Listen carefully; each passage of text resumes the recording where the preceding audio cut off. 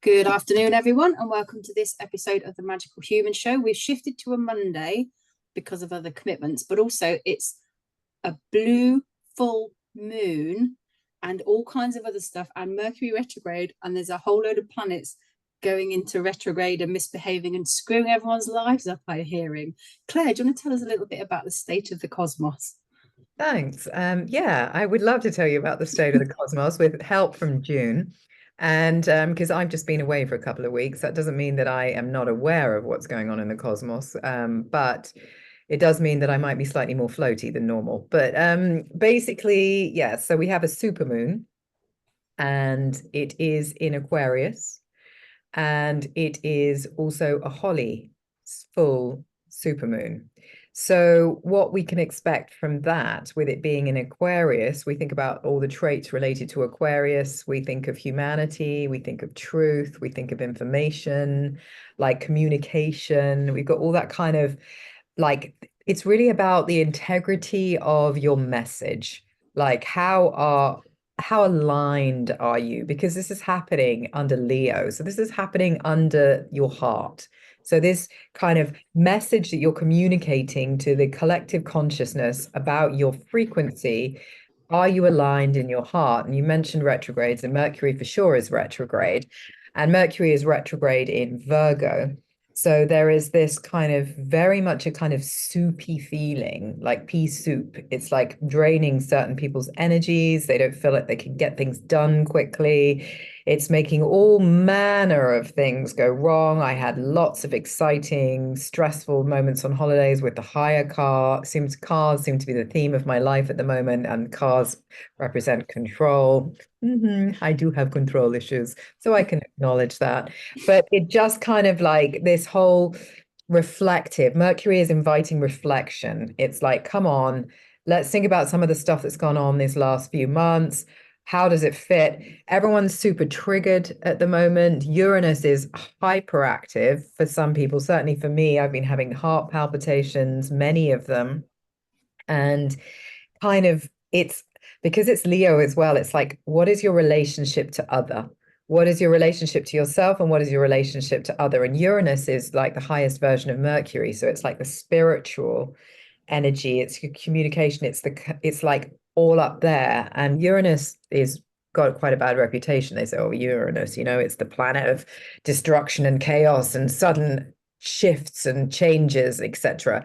But those things happen for your highest good. So if you're on the wrong path, Uranus gets you back on the right path. So the way of looking at that is to just be like, okay, it feels like I'm in like serious crisis at the moment. What the hell is going on? I'm not going to do anything. I'm just going to step back. I'm going to look at this gently with kindness for myself at all aspects of it and try and find out what the higher purpose is, which isn't always easy to do, obviously, because we're humans, and quite a lot of us live in our lower chakras, which is, in reaction rather than response. We want to kind of move towards more of a kind of response space, but that is all about how aligned you are with your heart. How is that for an explanation? Anything you want to add, June? Yeah, I mean, did you see me pulling faces throughout that? I was like, yeah. Ah.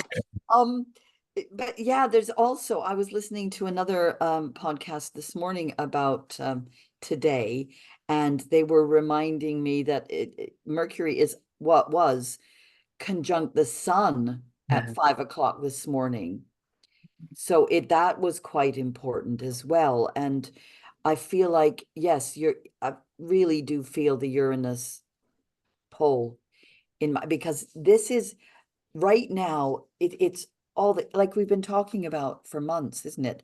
The ancestral threads that we all need to address. And I think that's being really brought to a head right now. And also threads that have been a pattern through our lives are like, this is the final, well, it might not be the final thing, but it's another opportunity to deal with that stuff that has been holding us back, that was not allowing us to be our true selves.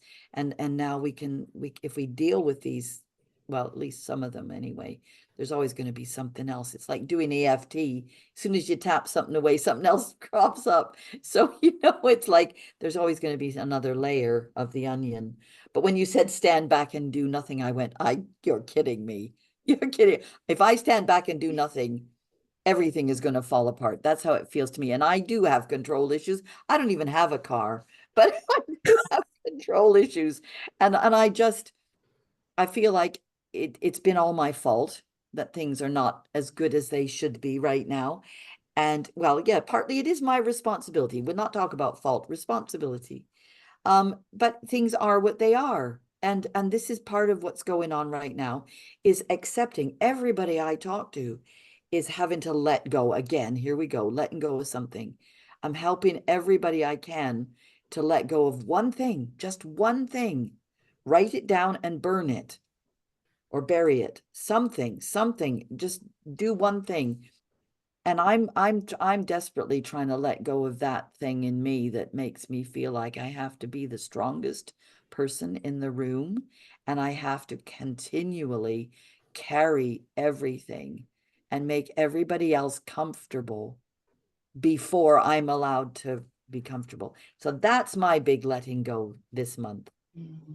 Or Yeah. make peace. But I come from a place of making peace with those parts of ourselves. I don't feel that it's personally realistic to let go and get rid. It's integration and acceptance. And it's like knowing that that is important to you in order for you to feel comfortable, and finding some way of going, okay, well, if that is important to me, I can't shift that, but I can work with it and understand that if I don't get these things done, then I'm not going to feel very good about it because that's my character. Yeah, that's not quite that. What I do is I make other people feel comfortable, and then I don't feel good. So I can't carry on doing that. I have to Yeah, you give yourself away. It's about boundaries. I have to stop before I give too much away. And I Yeah. have to go, okay, look, make yourself all right. Prioritize you. So Yeah. you're learning, because that's also what this is about, isn't it? It's like learning to prioritize. And I was talking to some people this morning, and they were saying, which was I found useful for this, was this repetitive patterns, is the fact that we've got greater clarity. So the super moon brings this greater clarity into kind of focus. So it might feel like familiar patterns. Both. It might feel like all of that, but it's the clarity around them. It's like, you really have let me down and I'm not okay with it, and that is how it is. As opposed to, which part do I play in this, or am I hugely reactive and I can't actually get to a space where I can be less reactive? So it's like people are again able to make clearer decisions about how they wish to progress and who they wish to progress with. Tamar, what do you have So to say? it's not all so in therapy, a lot of it is, what can I control, what do I want to do about this part of myself? But sometimes it is, this person is not someone that should be in my life anymore, and I'm just going to let that relationship go because it's not healthy for me, not healthy for them, and you're just not part of my future path. And that's okay too. I have clients where it's all, I need to change and I need to do this, and actually their partner has a part in that relationship as well, and you can't carry everything for everybody. And it's the people pleaser side, which I think might be what you're talking about, June, about making sure everyone else, are you an eldest daughter perchance, because that's very common. Yeah, eldest daughter has to fix everyone else. Yeah, and it's kind of this pattern. Yeah, so sometimes you do have to let relationships Are go. we all three eldest daughters? I think we've ascertained this. Yeah. I think we've had this. But also, not only that, I have my moon in Cancer. So, I'm doomed to try and mother everybody. It's just like, you can't be everyone's mum. Got to step back from that a little bit. A little bit. Myself for a little bit. You can be nurturing, but you can't be everyone's mum. Yeah. And I think there's a difference. You can care and help people around you and be helpful and kind and accessible, but you cannot be accessible by everyone all the time, and you can't fix everyone. You can't. And it's having that boundary. Sorry, Claire. Sorry, I spoke over you. Can't take responsibility. No, and you're doing someone else a disservice by taking that responsibility off them. You're infantilizing them. Yes. So although they may not want to take responsibility, it's actually better for them and healthier for them if they do. And you allowing them is an act of kindness.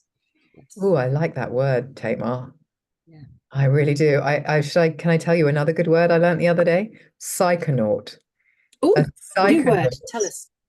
is one of those people that's addicted to taking psychotropic journeys. And so they're called a Is psychonaut, this like an different to a astronaut. drug addict? Pardon? Is this different to drug addict, Ben? Is Well, this I think people it's because take it's for these growth rather than psychotropic because avoidance? it's natural.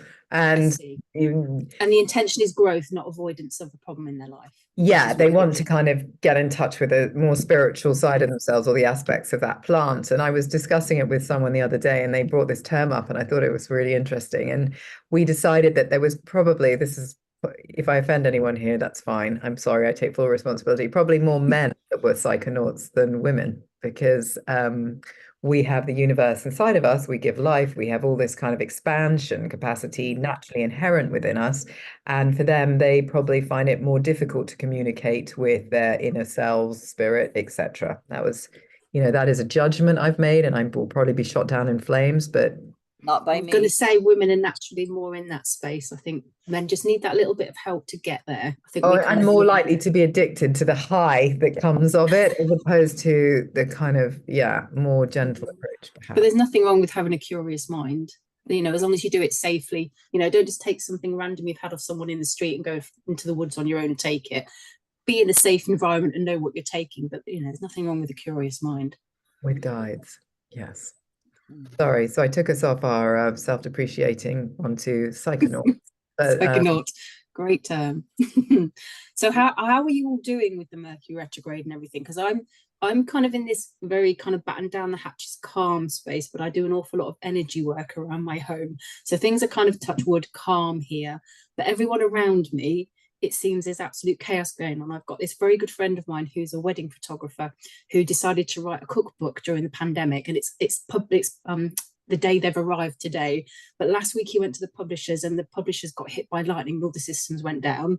He woke up at 5 o'clock this morning to water pouring through his ceiling because there was a leak upstairs. And he's like, oh, it feels like this is never going to happen. And I sort of said, it's okay. Mercury's in retrograde. Things are going wrong, but you have to be uncomfortable before you move on to like a higher plane. Good things are coming. And he's just posted a video and the books have arrived and everything's fine. So I'm going to go and order one.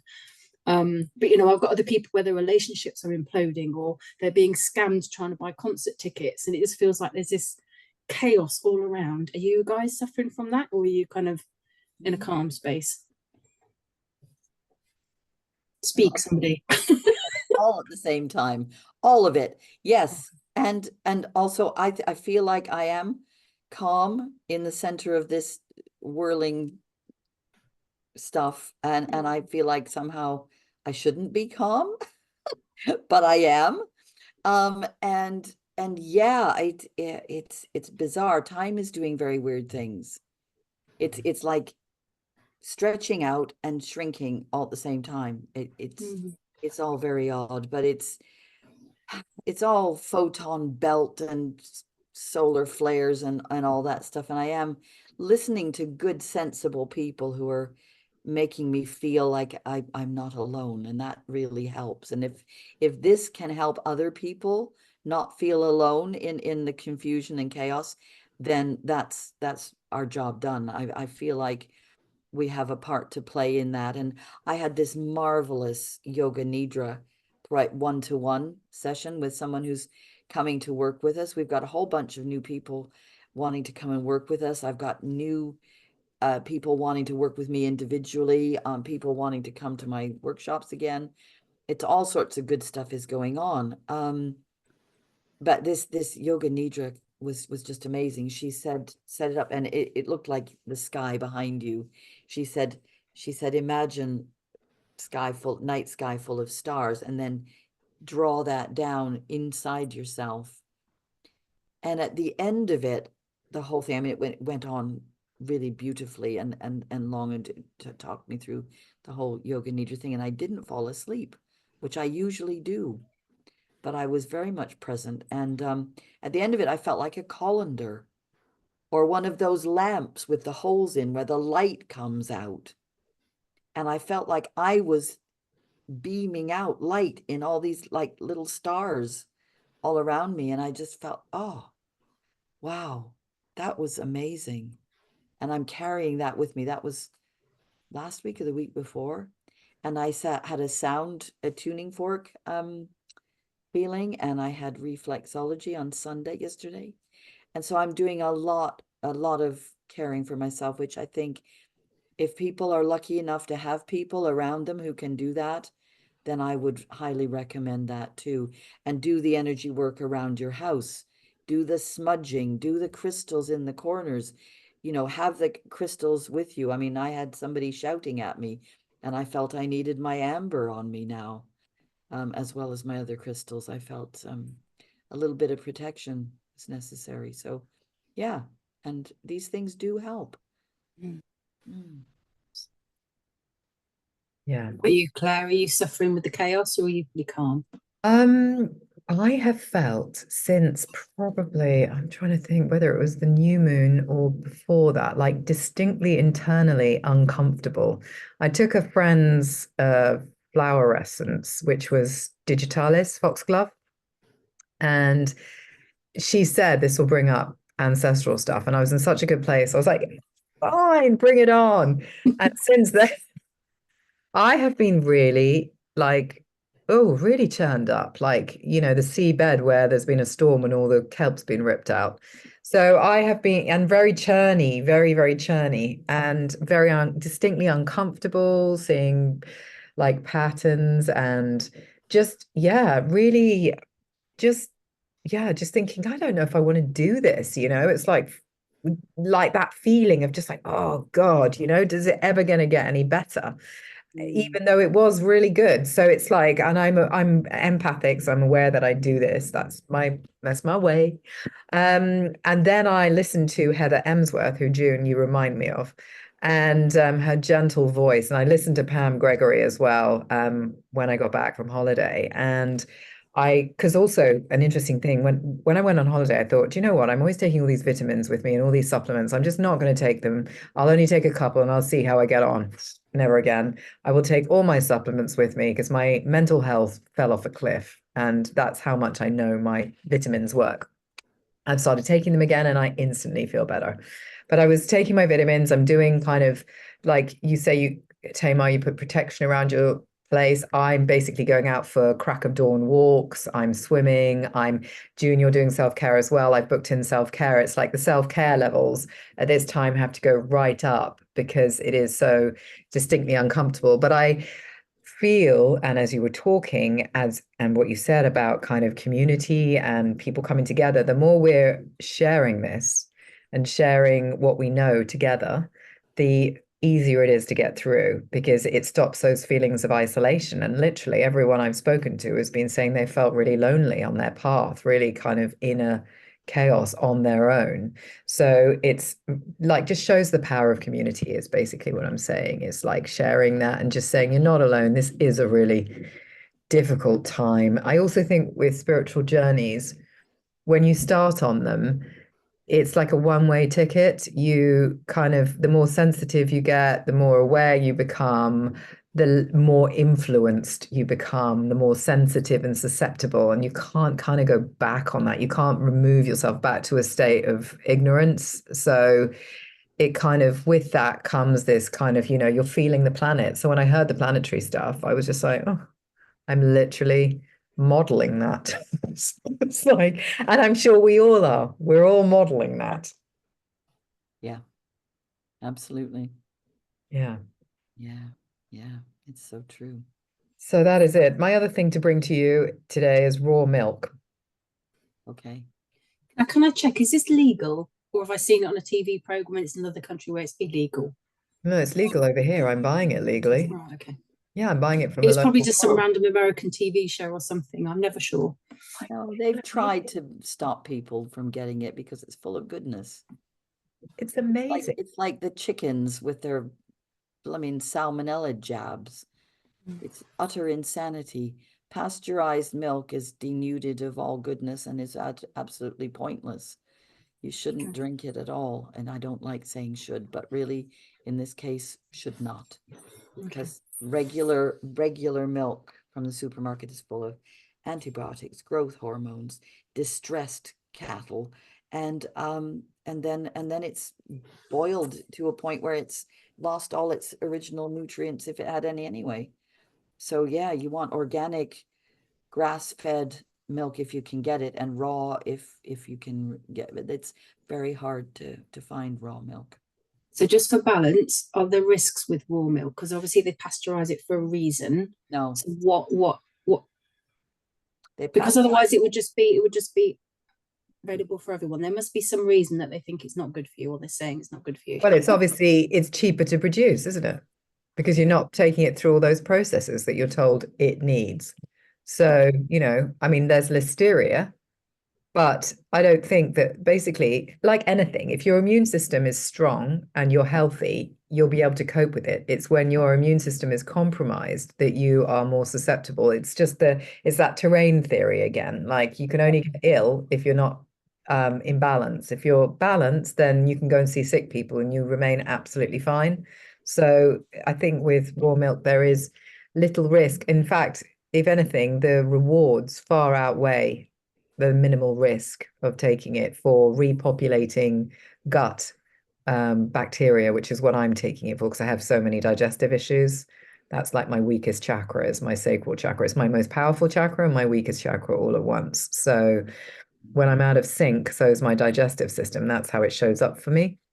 So I'm really working on someone gave me a book called Plastic Processed People for my birthday. I didn't read much of it, but it just made me think, God, I've come so far away from eating food in its natural state because I'm gluten-free and I've been dairy-free. And, the list of ingredients on the back of what I'm eating is like this big, it's got so much rubbish in it.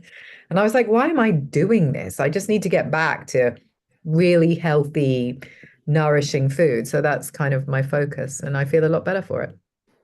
And that's interesting.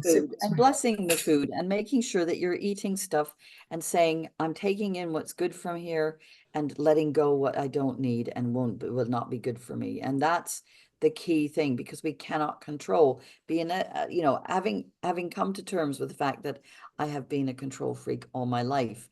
I don't necessarily want to be that person anymore. And I think I have very much let go of the fact that I can't control what's in the food. They're putting all sorts of garbage in it in the name of safety. And I think you will find that Pasteur, the man who gave his name to this kind of let's kill all the germs attitude, was a fraud.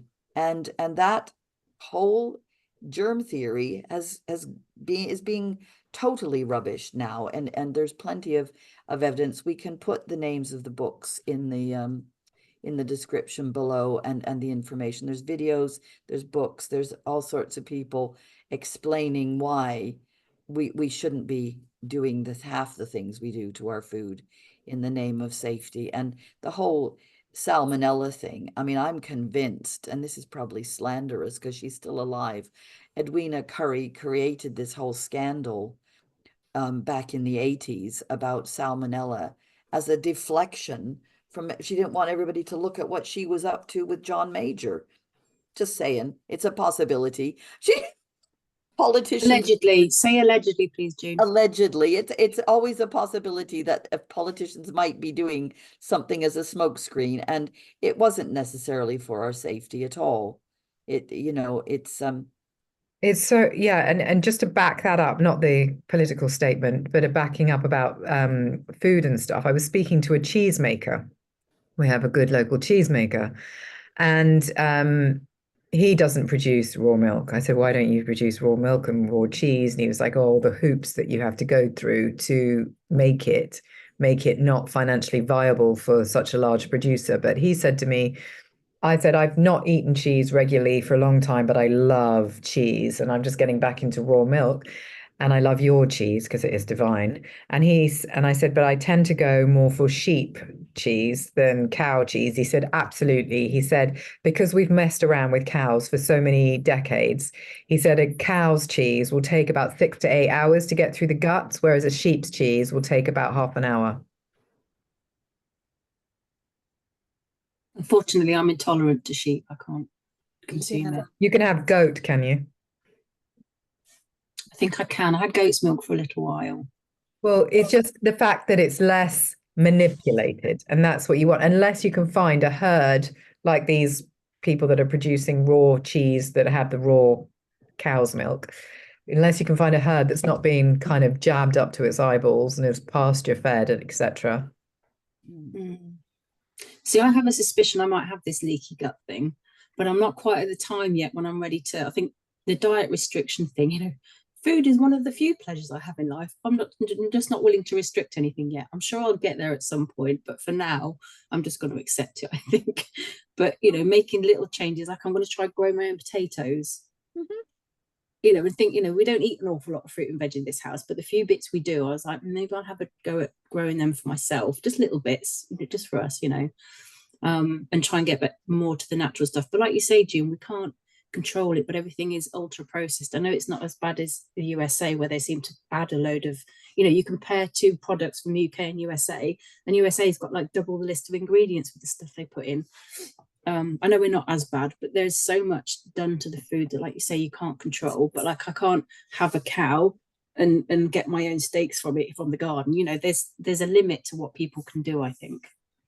But I think that then leads on to the community living, because I was asking about, buying land and building a house. And I think you said, June, about people are doing it as communities, and sort of between you can produce a little bit more as a group. And maybe that's the way forward. That would be nice.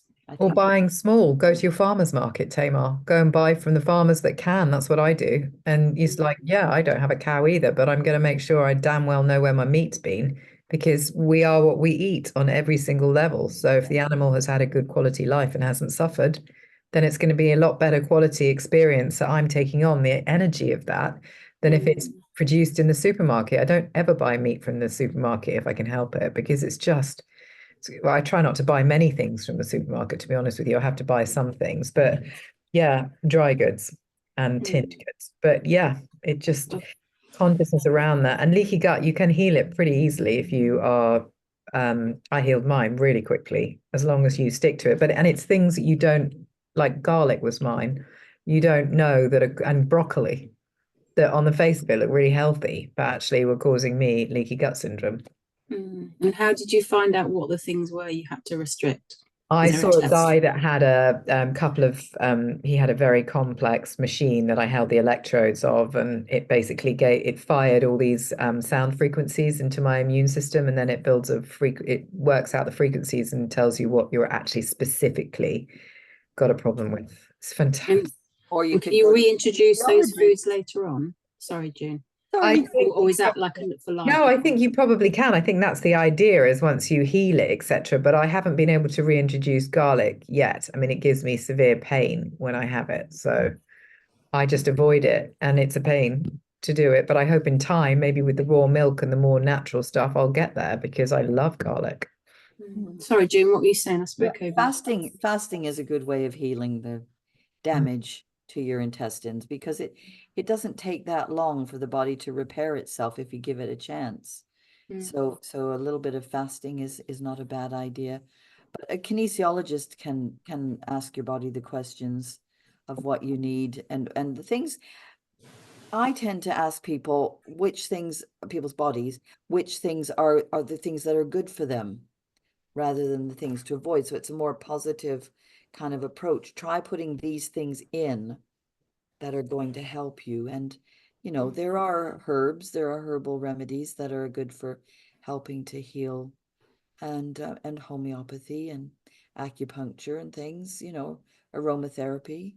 There's all those things for people to explore, and I think more and more people are now thinking that way, because there isn't a pill to fix that, because basically it's due to toxins. I mean, I developed a leaky gut because we talked about this when we were talking about the digestive system before. I developed leaky gut through having had, well, you see, now I'm thinking back on it, I don't think it was an infection of any bacteria that I thought, people said, oh, it's that juice drink, that milky juice drink that you had by the side of the road. I don't think it was that at all. I think it was all the travel vaccines that I had.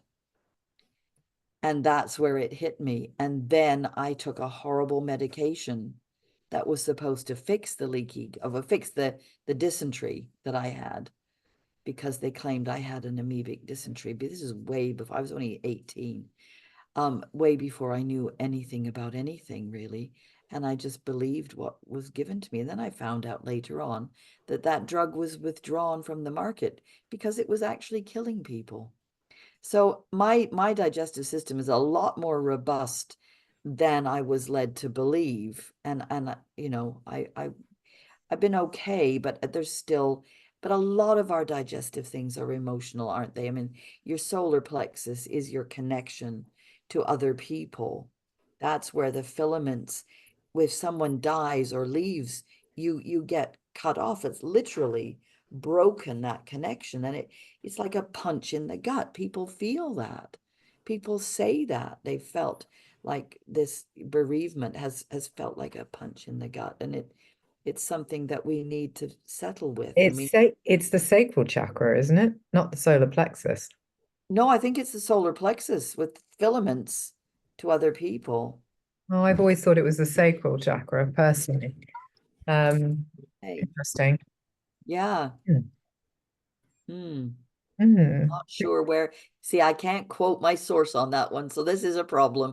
I always like to be able to quote my source, but I don't remember. You're going to have to let go of that control issue, Scorpio, and just trust that you think that that's right. I think it's definitely, for me, it's definitely the solar plex, the sacral chakra. So it's not this. If I stand up, it's not here. It's Yeah. here, Right. Right.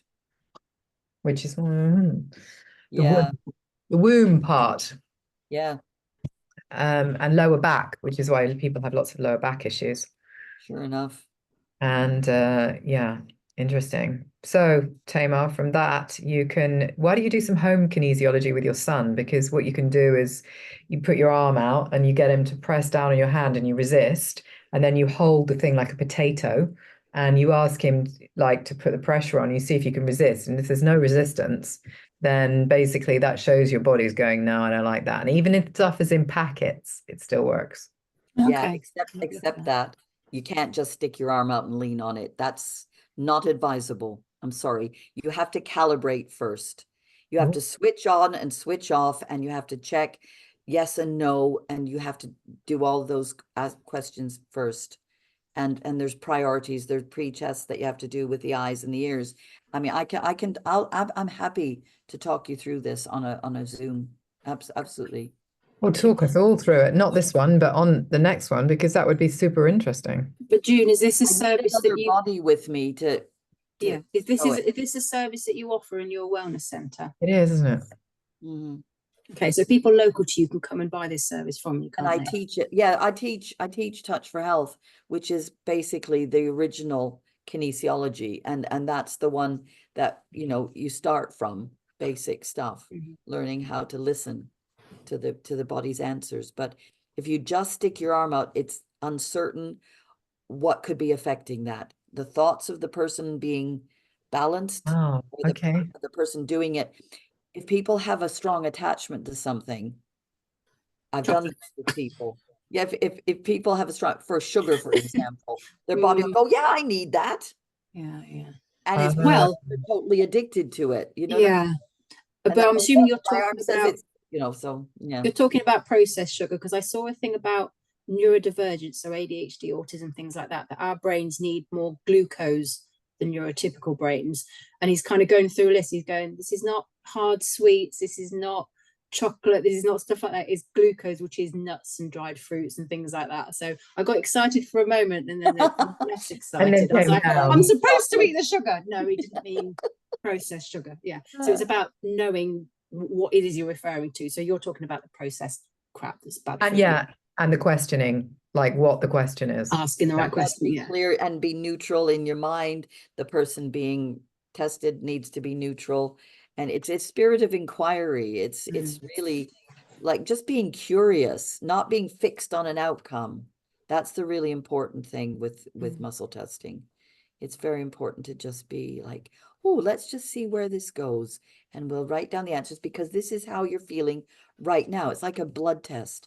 That's only, I mean, there's there's companies that do these things, charge hundreds of pounds to take a drop of blood from a bit of your vein in that moment, that piece of blood that's passing through that vein at that moment. And then they tell you all sorts of stuff that people take as the gospel truth for their whole life forever. And it's not, we're constantly changing. Snapshot. Constantly shifting and changing. Oh, do you know what? Something I keep quoting to people. What was it? Pam Gregory said something the other day about we are shifting from being carbon-based human beings to crystalline-based human beings. I think it was Pam Gregory. It was. Remember that? And I thought, geez, yeah, we're all becoming diamonds. Except that diamonds are very hard, and we're not going to be hard. We're going to be all plasma-y. Squishy diamonds. Squishy diamonds. Yeah, isn't that cool? That is cool. June, can I ask you something? Sure. So you said about having sound baths. So I've booked one in, I think it's October. A friend of a friend's just trained in it, and I've booked us in because it sounds very interesting and exciting. What is it actually for? What does it do? It's healing, a sound right? bath with the singing bowls. Yeah, I believe so. Gong Yeah, it's like a healing thing. that, Yeah. And the twinkly. Is it about your vibration? It is about the vibration. Okay. Yeah, because I'm very each excited. is tuned to a different note, and if they have the full set, each of them pertains to a different chakra. Uh-huh. And so a really good sound tuning person knows, and they work you through it. It's very gentle and lovely, and you can just lie there and float off and just let the sounds wash over you. They kind of go through you. You know, it's like when you go to a concert and you hear heavy bass, you can really feel that going through you. Well, it's like that, but on a more gentle level, if they don't bash the gong really hard, because that's a bit or sometimes the crystal bowls can be a bit kind of screechy. So yeah. I prefer the Tibetan bowls. They're much kind of the sound. I just prefer it. It's There's more my that thing. brass. They're brass, aren't they? I think. Yeah. I believe so, yeah. I will feed back after I have it. I'm very excited. That would be lovely. No, I had tuning forks.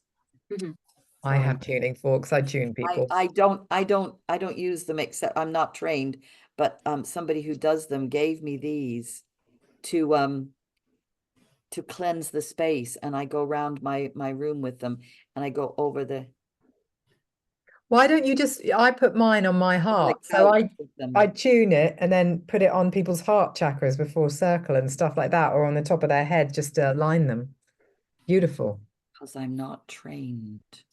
Stop being necessarily trained. If you're doing it on yourself, yes, you can do it on yourself. On the couch and the room, and that's enough. If somebody well, this person's going to come and work with us, hopefully, and she's going to offer that service. So I think let her do yeah, let her do it. But what I mean is you can do it on yourself, June. Yes. Telling yourself you're not bloody trained. I think putting them, I don't know. Yeah. I just being so sensitive, you know, you have to be careful. Yeah. I bought a little singing bowl, and I'm just working on trying to keep the sound going, because then it will hop off and it breaks it and I have to start again. So I just like it for cleansing the space in the house, but I just like the sound. Lovely. And I bought a little singing bowl that I put out in the garden, so when it rains, the rain hits it and does this little tinkling. It's beautiful. Lovely. Yeah, I mean, very into sound. I've got bells at all the doors and all that. I love. Well, you're going to love it then. It's your medicine, Tamar. It's your medicine. Music is medicine, definitely. It is, isn't it? Yeah, I'd like to know more about the solfeggio sounds and all of that, and the different. I still don't understand all those different layers, the hertzes and things, because we are sound as well as plasma. We're all those things, aren't we? And hertz is so important, because the music used to be at a certain hertz, which was calming, and then the music industry as a whole shifted it to a more disruptive one. But then I was recommended a band probably a couple of years ago now, and I listened to the album, and it was like I was hypnotized, and I listened to it over and over and over again, which I do anyway because I'm neurodivergent. It's like consuming it. But for months I listened to it, and I didn't listen to it for a little while because something happened. And it was like a hypnotism had been broken. It was really weird. And I'm convinced they're at that particular hertz, but I have no way of finding out. I think it's 432 and the music industry moved to 440. Yeah. So this particular album, I'm pretty sure, is at the 432, because it was like being hypnotized. It's very interesting. But yeah, yes, music is medicine. It is. Fascinating. Okay, ladies, anything else you want to add today before we finish? No? I think that's it's been good. It's been a complete. It has. So then I think we're back a week on Friday. Is it around the new moon? I do have a date somewhere. Have a little chart. Yeah, the 30th. The 30th. Okay. Okay. Yes, so we'll be back on the 30th for the new moon show. Okay, everyone. Lovely to speak to you all. See you then. It's in my calendar. Good. It was a good start. Take care, everyone. See you soon. See you later.